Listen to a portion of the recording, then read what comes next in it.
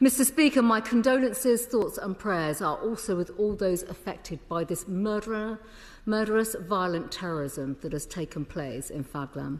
And I recognise for India and the diaspora communities in the UK in particular, this has been a really difficult week. This was an act of terrorism and we should call it out for exactly for what it is.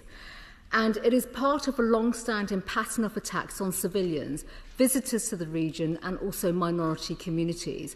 And the UK must always stand with our friends during times of this nature. We have a series of long-standing security and counter-terrorism partnerships with India going back to the New Delhi Declaration in 2002 and the India-UK Strategic Partnership in 2016, the Comprehensive Strategic Partnership announced in 2022 and the UK-India 2030 roadmap agreed under the last government. So under that, security issues have been absolutely watertight, which is why we must be always in lockstep with our friends in India. So can the Minister tell us what information the UK government has on those responsible for carrying out these terrorist attacks? Does the government believe that Lashkar-e-Taiba, the terrorist group prescribed in the UK, bears responsibility? Is the government aware of any cross-border links to Pakistan of the perpetrators of this terrorist act? And given that attacks seem to take place at the same time when high-profile US politicians visit India, this is not the first time, has the government got a view on whether this is a coincidence or does it demonstrate a pattern of targeted and deliberately timed attacks?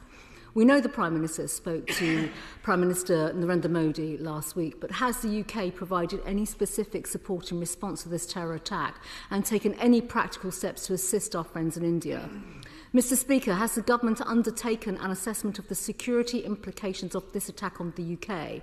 If Lashkar-e-Taiba or a front linked to them are responsible, then there are disturbing reports emerging that this terrorist group may have had engagement with Hamas. Has the government made assessment of the relationship between groups causing terror and destabilisation in Kashmir and those pursuing violence and terrorism that threaten our interests and global peace and security? Can the Minister give an update on the actions being taken to prevent tensions from escalating to communities in the UK, including protections to the High Commission, which has already been mentioned? And will the UK leverage its influence in easing tensions between India and Pakistan?